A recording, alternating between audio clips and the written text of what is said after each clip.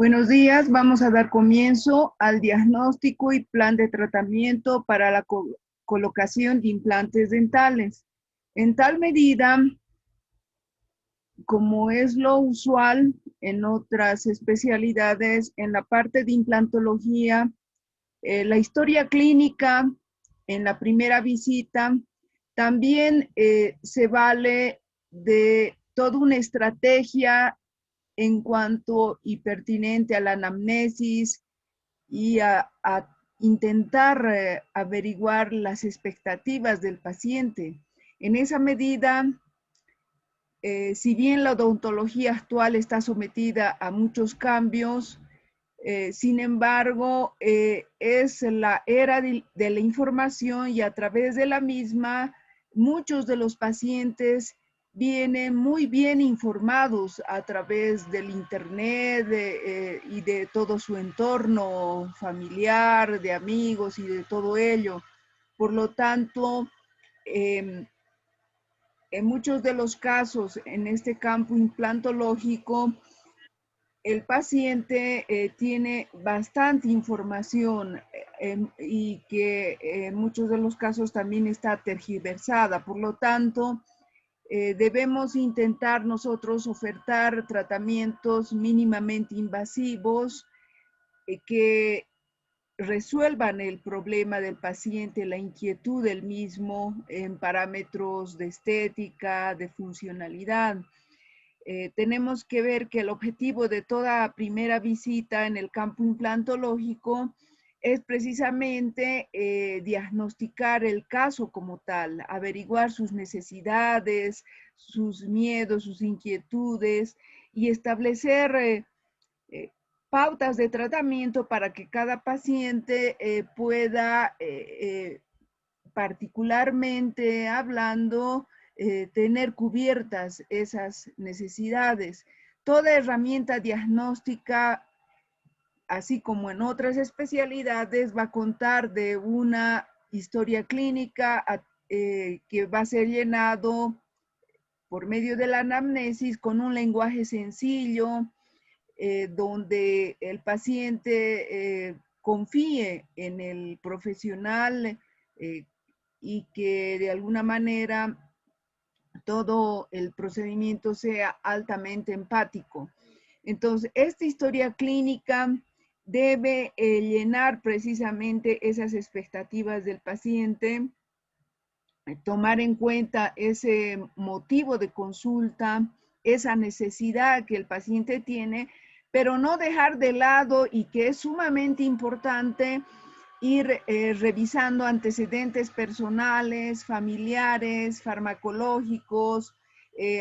hábitos y todas las necesidades de ese motivo de consulta, de esas expectativas del paciente. Una vez que tenemos esa parte cubierta,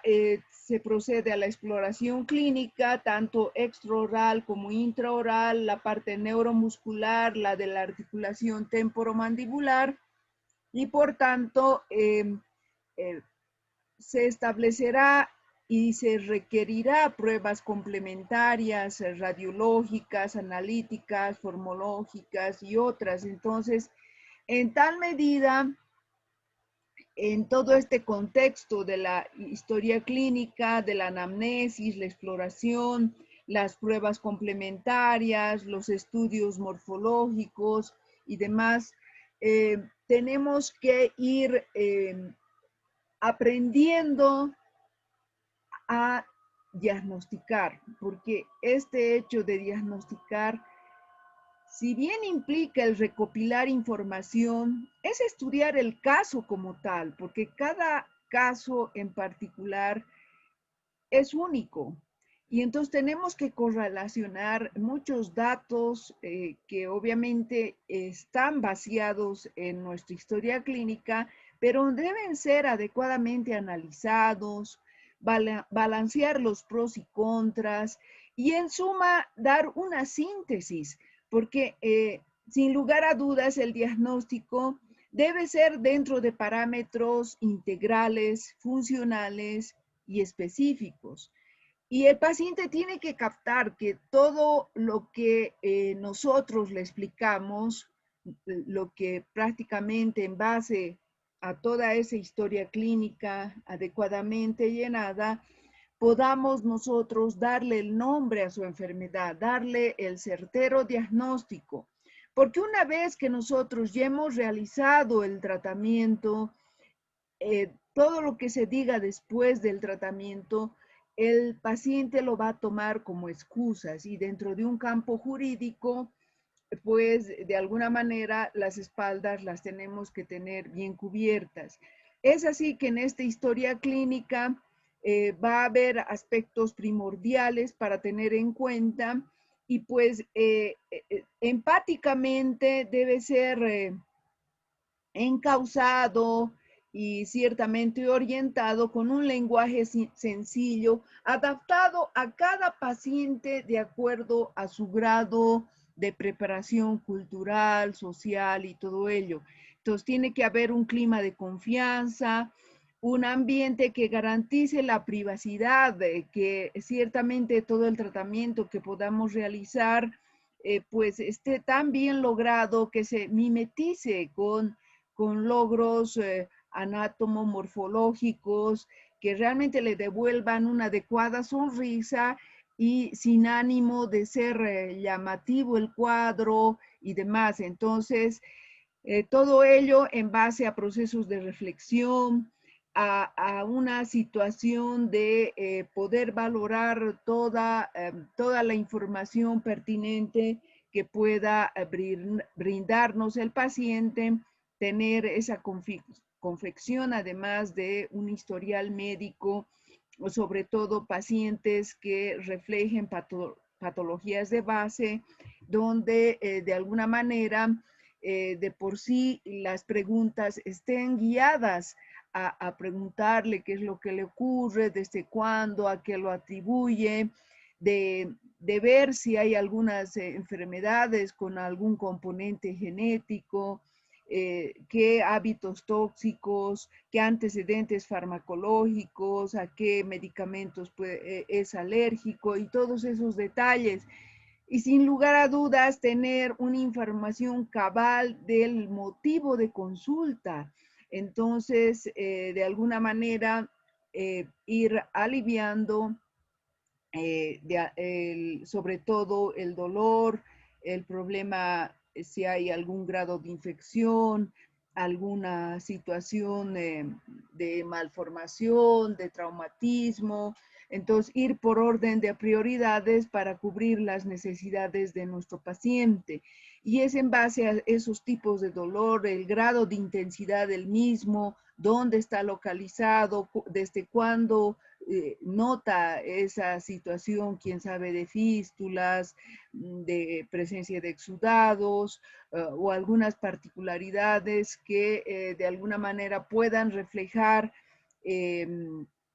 ser portadores de enfermedades de origen genético,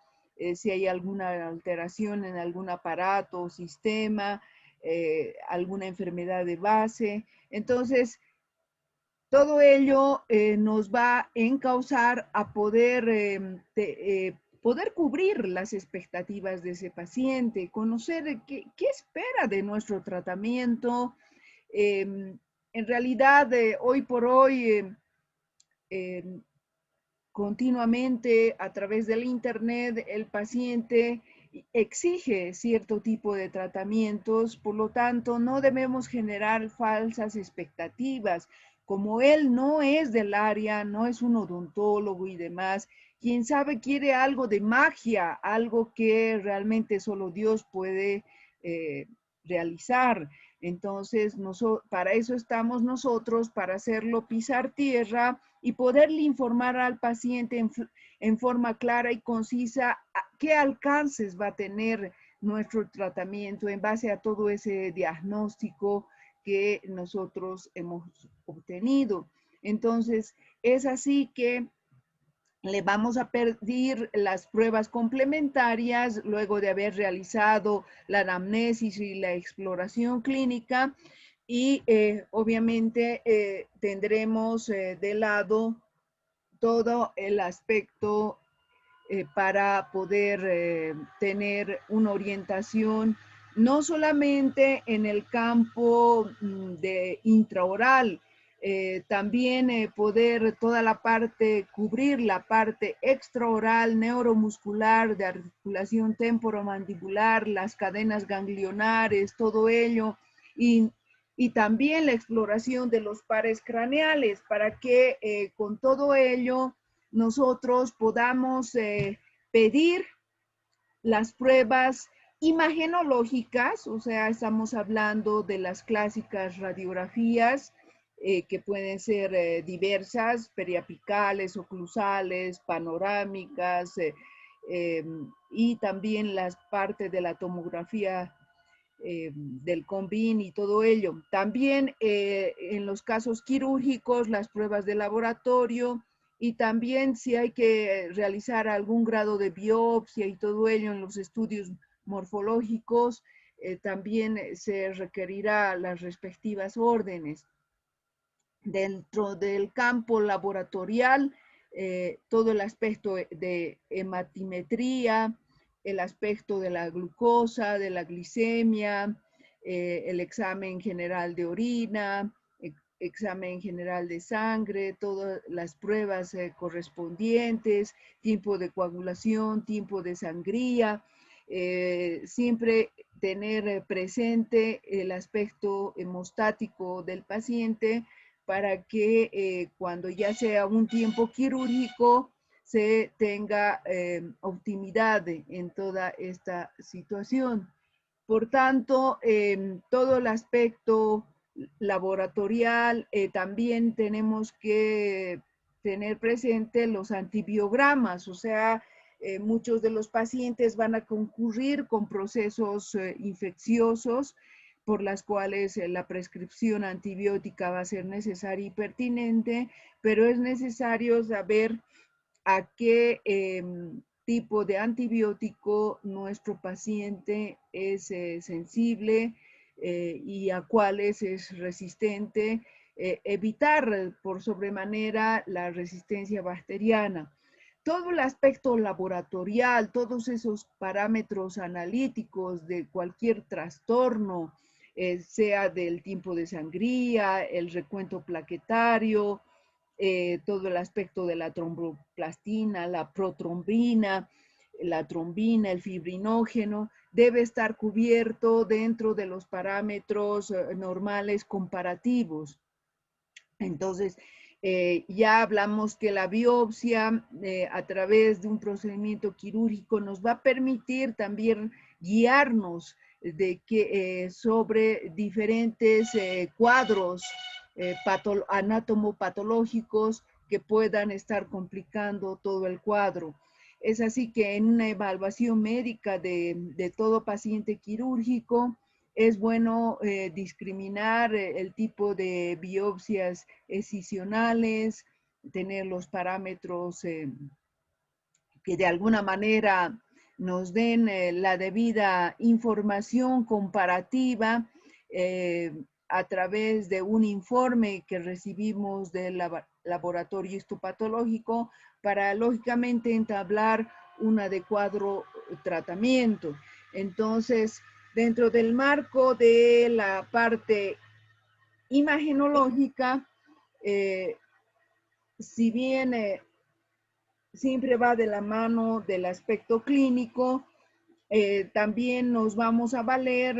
de los encerados diagnósticos, los modelos, las exploraciones clínicas y todo ello para que el desarrollo del diagnóstico del paciente a través de todas estas técnicas estén de la mano de la complementación imagenológica y que por lo tanto el estudio del paciente, de la clínica y de la radiología vayan a buen término. Dentro de ese diagnóstico radiológico y en implantología hay que detectar posibles asimetrías faciales dentro de ciertos planos, la línea bipupilar, la línea media facial, la línea que une las comisuras labiales, todo ello podrá de alguna manera, a través de planos, podernos discriminar lo normal de lo patológico. Es así que la superficie anterior o ventral podrá ser visualizada a través de la superficie frontal, lo mismo que la superficie posterior o dorsal, será el que la visualicemos en la parte contraria a la anterior, o sea, toda la parte de atrás, que todo lo superior cefálico craneal son zonas más cercanas a la cabeza, lo caudal más a los pies, lo medial más hacia línea media, lo lateral hacia la periferia. Entonces, por tanto, en muchas de las radiografías, en este caso laterales, se va a situar al paciente en el espacio y se va a adquirir las diferentes posiciones, pero utilizando 3 planos de referencia. Entonces, habrá el plano frontal o coronal, el plano transversal, el sagital, el de Frankfurt y el de Camper. Entonces, todo este campo imagenológico podrá brindar junto a la parte clínica un conjunto de herramientas que nos llevarán a un adecuado inicialmente diagnóstico presuntivo y posteriormente un diagnóstico definitivo. Vamos a tener radiografías intraorales y extraorales. En las intraorales, las periapicales, las oclusales. En las extraorales, la ortopantomografía, que es la panorámica, la teleradiografía, que es la lateral, la tomografía computarizada con el CONBIN y todo ello. Entonces, en las principales ventajas, cuando ya implementamos también el uso de aparatología de radiovisiografía, tenemos que tomar en cuenta que va a haber menor radiación que la radiografía convencional, va a haber mayor rapidez en el revelado y obtención de la imagen. Va a ser una imagen digital que puede ser procesada en la computadora, en el ordenador, y va a permitir cambios tanto en contraste, en color, en disposiciones y todo ello. Entonces, a través de estas radiografías intraorales, vamos a tener toda la información pertinente para apoyarnos dentro del acto quirúrgico, sobre todo cuando tengamos los pacientes ya planificados para en un futuro ser portadores de implantes. Entonces, con todo ello, cada una de las técnicas tiene diferentes bondades, ¿no? Que están observando, pero que en la cátedra de radiología las llevan, las repasan. Entonces, cada una de estas técnicas va a colaborar en el campo implantológico porque precisamente se constituyen en herramientas suficientes para poder clarificarnos el diagnóstico y el plan de tratamiento y además del pronóstico. Entonces, de alguna manera, vamos a tener las suertes de ventajas, desventajas, indicaciones, limitaciones y que por lo tanto nos va a guiar en la posibilidad de poder salvar todos estos inconvenientes, pero es a través de la tomografía computarizada de ascónico donde realmente uno se siente más seguro para poder hacer todo el desempeño implantológico en cada uno de nuestros pacientes y poder tener el caso clínico bastante resuelto en parámetros de qué tipo de implante se va a colocar, con qué calidad y cantidad ósea, obviamente los implantes en longitud, en diámetro, mismo en forma, todo ello. Entonces, por lo tanto, este diagnóstico radiológico en implantología, en lo que compete a la parte de los CONBIN, de la tomografía computarizada, va a posibilitar el poder tener mayor grado de firmeza el momento de estar realizando ya el tratamiento como tal. Entonces, todos sabemos que el poder diagnosticar solamente en 2 dimensiones es ciertamente limitante, muy diferente cuando podemos establecer los cortes a través de las tomografías computarizadas y por lo tanto tener una información mucho más cabal en 3D y no en 2D. Entonces, por lo tanto, cuando se trata de que el diagnóstico radiológico en implantología nos aporte sobre las densidades óseas, mismo Yamiche estableció una clasificación y pues de alguna manera también dio un parangón con las unidades de Hochschild. Entonces, desde ya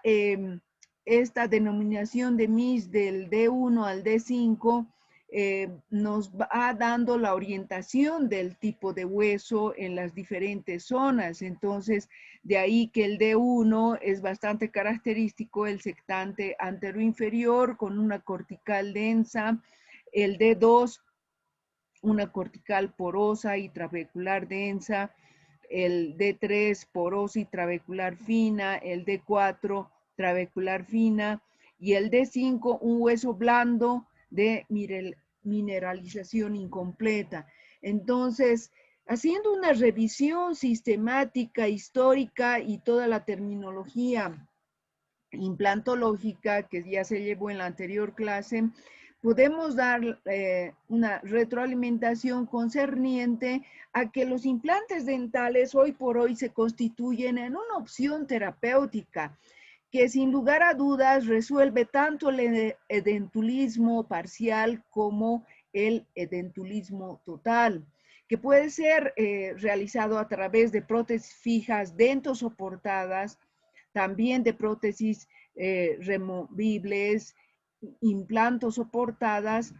y pues todo con el fin de rehabilitar en forma funcional y en forma estética al paciente, dando una revisión somera en años. Ya Brennemar, que hablamos de la década de los 60, el padre de la implantología, Schwerder ya documentó la parte histológica. En los 70s y 80s, mismo todo el grupo de Brennemar y Albrechtson, de alguna manera fueron teniendo la certeza de la estabilidad primaria. En los 90, Buscher del grupo ITI tomó en cuenta de alguna manera ya ocupándose de la superficie de los implantes, brindarle rugosidad a través de arenado, de grabado ácido, la inquietud por darle un aspecto donde los odontoblastos se puedan anclar ha sido una necesidad. De la misma forma ha ido evolucionando la parte protésica, que se ha intentado por sobremanera mimetizar al máximo los implantes, o sea, las coronas rehabilitadas sobre pilares de implantes que se puedan mimetizar con los dientes naturales. Entonces, se ha establecido muchas exigencias en cuanto a tejidos duros y blandos perimplantarios, también todo el aspecto de las técnicas regenerativas óseas guiada y en suma tener una rehabilitación protésica que brinde al paciente todo el confort necesario, esa calidad de vida esperada. Entonces, dentro del marco de la parte de la superficie de los implantes, ha existido el plasma de spray de titanio, ha existido también el grabado ácido. Entonces, en cada una de estas décadas ha habido un desarrollo bastante acentuado, por ejemplo, en los 80, sobre la regeneración tisular guiada y la regeneración ósea guiada. También ya se ha iniciado también con las técnicas de elevación del seno maxilar con acceso lateral. Ya en los 90, la utilización de membranas reabsorbibles, materiales de injerto, descripción de técnicas de elevación de seno maxilar con acceso crestal. Entonces, ya también en los 90, carga temprana, carga inmediata, implantes en una fase, post-extracción, En los 2000 ya nuevos componentes protésicos como el circonio, el Plantofor Switching Platform, Araujo y Schroer mejoran en protocolos de implantes post-extracción para evitar las recesiones. En los 90, paralelamente a todos estos descubrimientos, la tomografía de haz cónigo también toma un protagonismo muy especial. Lo mismo ya en todo el periodo de los 2000 a los 2010, todo el aspecto del flujo digital, los análisis de frecuencia de resonancia magnética, férulas estereolitográficas, cirugía guiada por ordenador, los diseños CAD-CAM, el escáner intraoral, todo ello ya ha ido dando un contexto dentro de toda esta revisión y considerar que los implantes dentales efectivamente son fijaciones de material aloplástico en forma de raíz y que van a ser insertadas en el hueso alveolar con el objetivo de soportar una prótesis. Mismo Brennemar, toda la época de los 60, 65, pues ha dado mucha información respecto a la morfología, superficie, tipo de conexión, la longitud, el diámetro, y pues en la clasificación de implantes en base a formas, hay implantes cilíndricos, de paredes paralelas, implantes cónicos,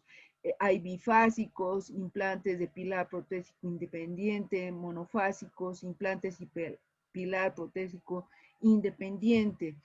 Entonces, en la superficie de los mismos, de los implantes, hay lisos, hay maquinados, hay rugosos o tratados. Entonces, cada uno de estos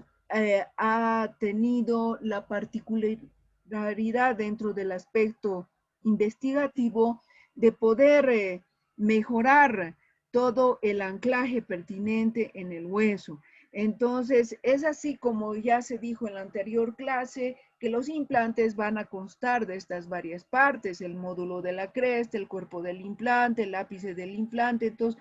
cada parte va a tener un rol, tanto va a haber características externas como internas que den las diferentes particularidades y técnicas a lo largo de todo el orbe. Entonces, el cuerpo del implante va a otorgar a su forma, a través de esas roscas o espiras, va a poder incrementar la superficie de contacto entre el implante y el hueso y aportar una estabilidad primaria. También la parte del ápice, que puede ser ya sea plana o redondeada, en general tiende a ser más reducida que el cuerpo del implante. También dentro de los componentes de la fase quirúrgica, entonces se ve el tornillo de cierre que va a proteger directamente la plataforma, evitando el crecimiento del hueso o del tejido blando en el interior de esa conexión. Y pues en el pilar de cicatrización, después de ya un periodo de cicatrización pertinente, de alguna manera permite que exista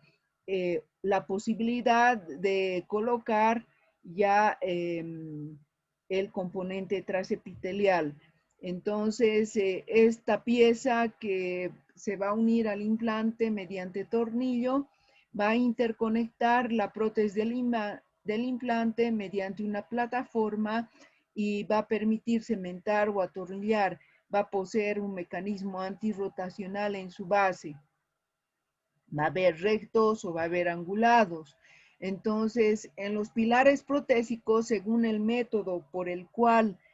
se va a producir retención de la prótesis, va a haber tres tipos básicos: el pilar para prótesis atornillada, el pilar para prótesis cementada y pilares de attach para retención de sobredentaduras. Entonces, aquí observen estos pilares, por un lado recto, por el otro lado angulado. Van a poder confeccionar la prótesis a través de una impresión. Hay que luego transportar a un coping de impresión tenemos la réplica del implante, o sea, vamos a de alguna manera tener el pilar de la impresión y el análogo del implante, y luego ya en un futuro tener el pilar atornillado al implante en la posición adecuada y de alguna manera tener también ese pilar de impresión, ese coping perentorio para poder realizar la futura prótesis. Cuando labramos un lecho óseo en el hueso de nuestro paciente, entonces tenemos que reconocer estas fases que de alguna manera son la inflamatoria, la proliferativa y la etapa remodelativa. Entonces, en esa coyuntura, la fase inflamatoria permite y forma un coágulo sanguíneo. Y pues se piensa que esa oxidación superficial espontánea permite que de alguna manera existe una capa de óxido superficial del implante, y pues es a través de fuerzas de Van der Waals que de alguna manera todas las espiras, toda la superficie se va impregnando de ese coágulo, va formando una red de fibrinas y por lo tanto, luego de un tiempo, ya a través de una estabilidad primaria, se autoforma el tejido. En la fase proliferativa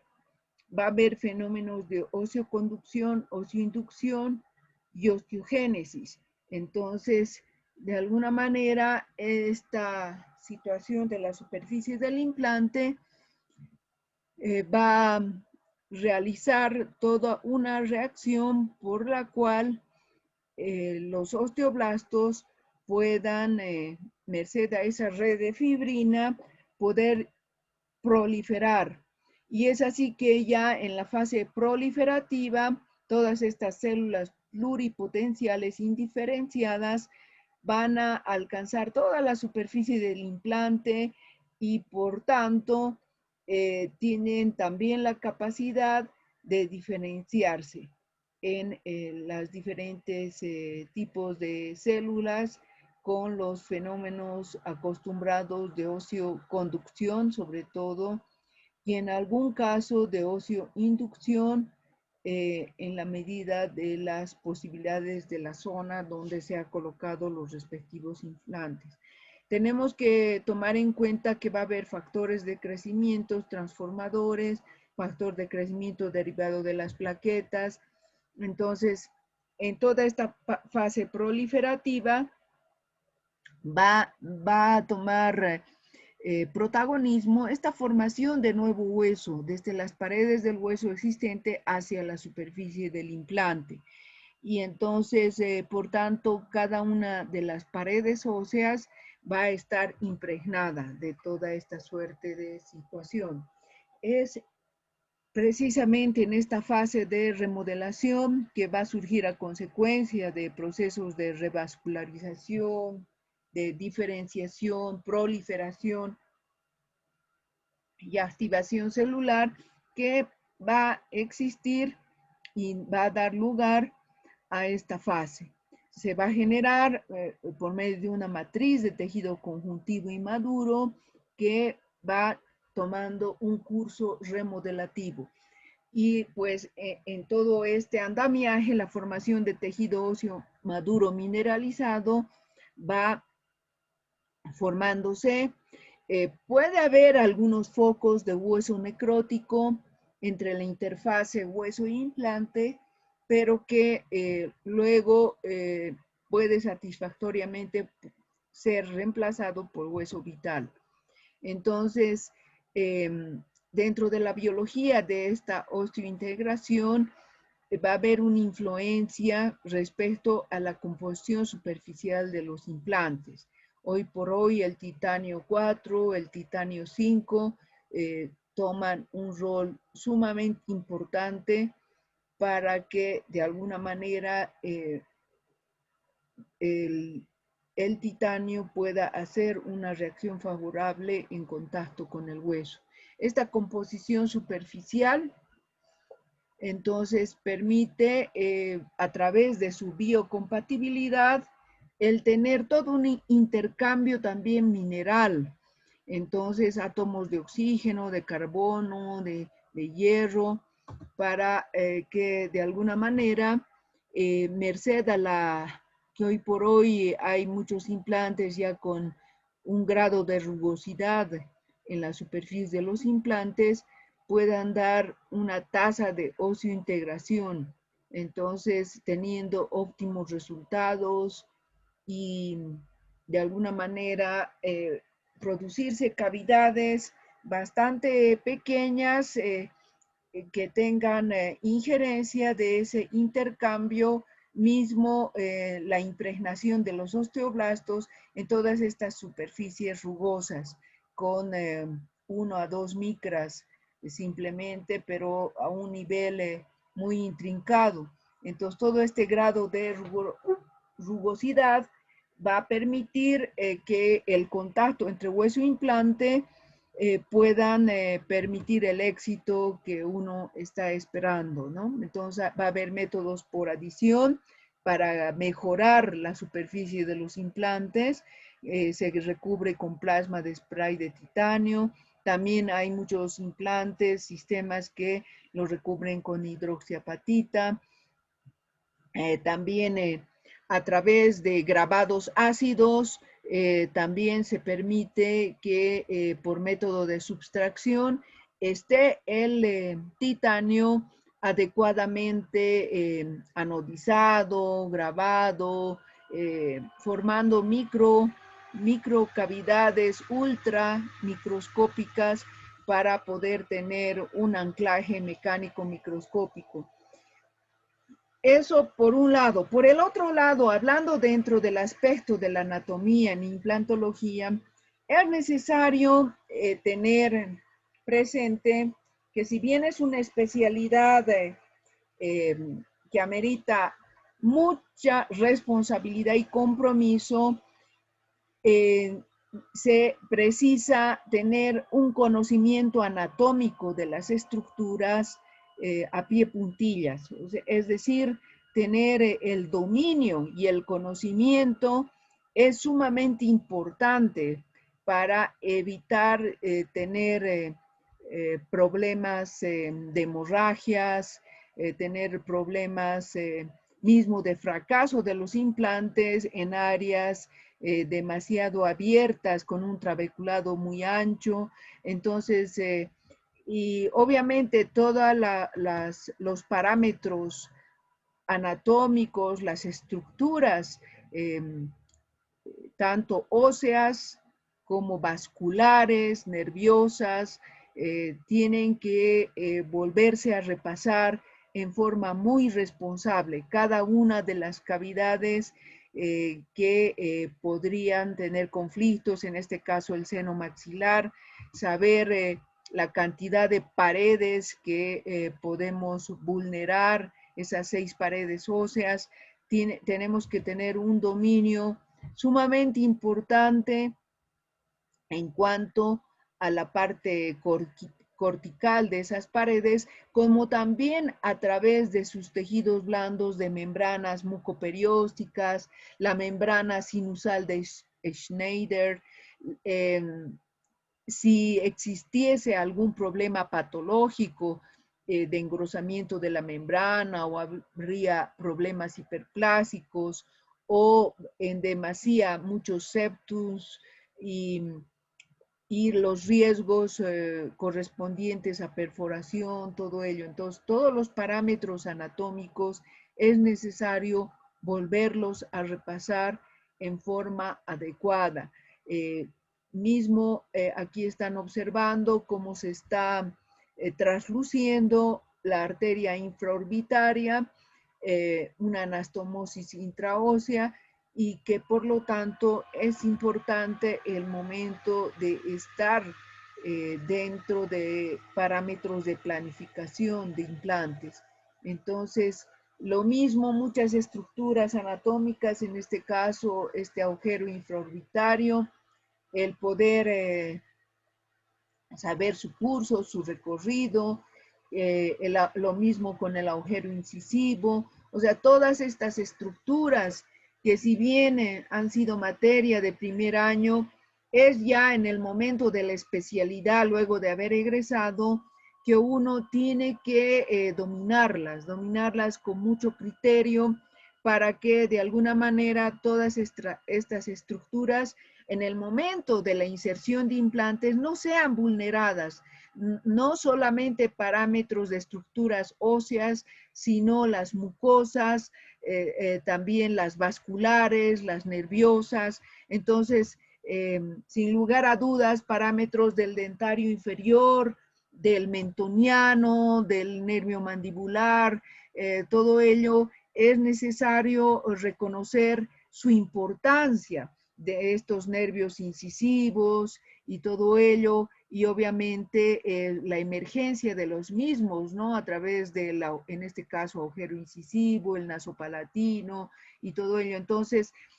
es importante que respetar, en este caso, por ejemplo, el nervio lingual, para precisamente evitar tener parestesias, para provocar neuralgias, todo ello. Entonces, las inserciones musculares deben ser respetadas y pues arterias sublinguales, ni qué decir, evitar dañar para no provocar un sangrado profuso, provocar hematomas. Entonces, por lo tanto, todo este conjunto de estructuras anatómicas debe ser en forma responsable. Ahora, toda esta clasificación cuantitativa de Likhaut y Sharp, que ya se repasó en el anterior tema, de todas maneras, es bueno también tener los parámetros tanto en establecer la densidad ósea, el grado de hueso cortical, hueso esponjoso, tanto en cantidad como en calidad. Y es así que las unidades de Hounsfield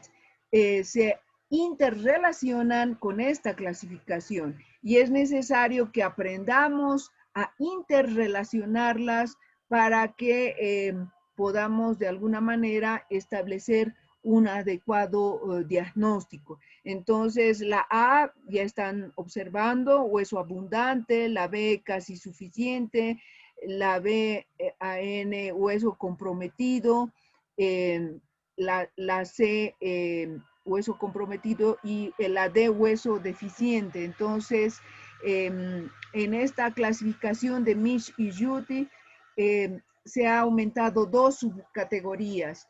de altura ósea inadecuada y anchura ósea inadecuada. Por eso se aumenta esta AN y esta AL, ¿no? Entonces, de alguna manera poder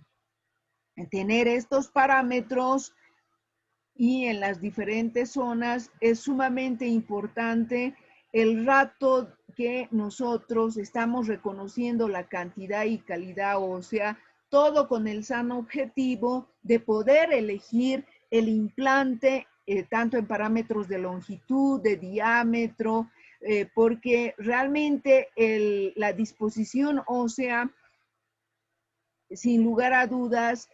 puede ser una limitante y ciertamente lo es. Entonces, ya pasó a la historia que pues en la década de los 70s, 80s se colocaban los implantes donde solo había hueso. Hoy por hoy ya se dijo que toda esta planificación en altura y en anchura y demás de la cantidad de tejido óseo que uno tiene va a ser guiado por la prótesis. Todas estas distancias mínimas entre diente e implante, entre implantes, todo ello que ya se repasó,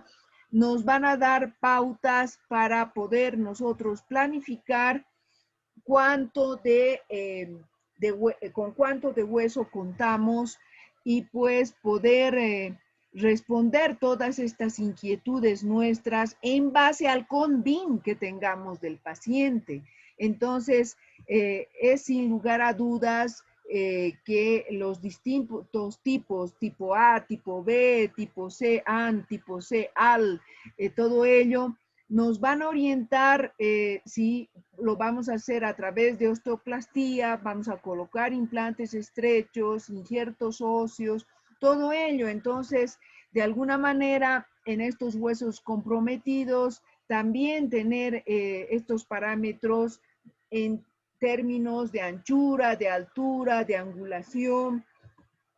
todo con el sano propósito de ver todas estas estrategias de estos diferentes, porque este tipo C, la osteoplastía, los injertos óseos, implantes estrechos, el levantamiento de seno, el colocado de implantes cortos, todo eso. Y claro, en el caso de tener hueso deficiente, en este caso realmente son casos extremos, ya planificar sobre dentaduras, implantos soportadas, donde tal vez ya a través de implantes cigomáticos o de técnicas regenerativas, injertos óseos, todo ello. Entonces, no dejarnos de lado de que los implantes deben ser guiados protésicamente. Entonces, toda la parte regenerativa para poder tener disposición ósea, el rato de querer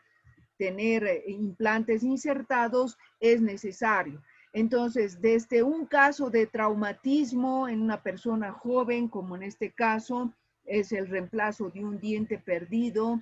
donde ustedes están observando la vida media de los mismos, el grado de fracaso y todo ello. Entonces, de alguna manera es ampliamente justificado el colocado de implantes, que puede ser en decisiones de tiempo de instalación, inmediato, temprano, temprano con cicatrización parcial o ciertamente tardío. Todo eso ya se repasó en la anterior clase. Y pues tener una planificación adecuada, tanto en el ambiente quirúrgico, en términos regenerativos, y pues con todo un conjunto de estudios preliminares que nos den la posibilidad de planificar inicialmente, ayudarnos de toda la situación imagenológica, del CONVIN sobre todo, y obviamente valernos de las guías quirúrgicas para poder tener toda la ayuda correspondiente, de tener tejidos blandos perimplantarios estéticos, tener papila, tener el diámetro de plataforma adecuada, la distancia mesiodistal entre implantes, tener en suma una salud perimplantar, gingival y un espacio supracrestal biológico lo más accesible posible. Entonces, el hecho de planificar bajo un tratamiento integral, de reemplazar los dientes perdidos, de poder de alguna manera poder resolver mismo casos un tanto retadores, pues nos pueda dar también y conjeturar las opciones protésicas sobre implantes, todas estas alternativas rehabilitadoras, desde una prótesis fija unitaria que puede ser a través de una corona cementada sobre pilar atornillado, una corona atornillada al implante, sobre el pilar atornillado y toda una gama de variantes. También prótesis fijas unitarias, cementadas o atornilladas en desdentados parciales, o también tener prótesis fijas plurales, ¿no? O sea, que de alguna manera pueda resolverse todos estos casos, y también en los desdentados totales, que en realidad fue la primera situación que ocurrió en las épocas de Brennemar para resolver a estos inválidos orales, entonces a través de sobredentaduras. Entonces estas sobredentaduras han brindado desde la época de los 60, 70, 80 una calidad de vida en todo este grupo poblacional. Entonces, sean un extremo o sea el otro extremo, el hecho de seleccionar los pacientes a través del análisis de su historia clínica, qué tipo de factores intrínsecos están complicando el cuadro, qué factores comportamentales, o sea, malos hábitos, situaciones de control de placa y factores locales, ¿no? O sea, lo que ahora tiene el paciente en parámetros de mucosa, periodonto, prótesis, también factores anatómicos, cantidad de tejido óseo, de tejido blando, el aspecto funcional y obviamente si va a soportar un tratamiento de carga inmediata o diferida y también todas las condiciones en parámetros de tejidos blandos y de tejidos duros y obviamente ese examen clínico exhaustivo con una evaluación protésica, un examen radiográfico, con todo esto podremos nosotros poder llevar a cabo el tratamiento quirúrgico implantológico respectivo, porque sin lugar a dudas, estar dentro de un protocolo que observe el hecho de no infectar el hecho quirúrgico, eliminar la infección cruzada, cumplir con parámetros de esterilidad, con un cirujano y ayudantes adecuadamente preparados, capacitados. Todo este protocolo quirúrgico puede llevarse a buen término, ¿no? Entonces, el momento ya sea de colocar 4 implantes, 8 implantes o 2 implantes, y pues confeccionar en laboratorio previamente las férulas quirúrgicas para que nos den la posibilidad de la guía, una guía adecuada donde de alguna manera nosotros podamos resolver el problema del edentulismo, ya sea parcial, ya sea total, y también tener y discriminar hoy por hoy estos protocolos quirúrgicos del implante inmediato post-extracción, como en este caso. Entonces, donde desde ya se ha colocado el implante en el mismo momento. O también tener la colocación de implantes con técnicas a colgajo, como están observando, ¿no? Igual se ha confeccionado una férula quirúrgica para conseguir los fines. O tener, por último, la colocación de implantes con la técnica de flatless, es decir, esta técnica por la cual nosotros no precisamos abrir un colgajo. Esta técnica flatless, o sea, que está en inglés, que quiere decir sin colgajo, de alguna manera, si bien amerita tener mucha ya casuística, muchas horas de vuelo para no producir dehiscencias, fenestraciones, sin embargo,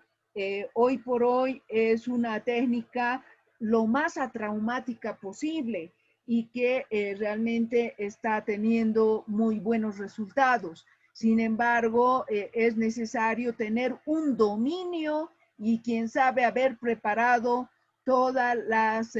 superficies, tanto del tejido óseo, del tejido blando, para tener el respectivo éxito necesario en estos casos. Entonces, eso a líneas generales es lo que teníamos a bien poderles brindar. Una segunda situación, todavía van a tener 2 clases más de implantes, entonces espero que las disfruten para que de alguna manera ustedes estén lo más preparados para tener la comprensión necesaria sobre este apasionante tema, ¿no es cierto? Entonces, muchas gracias por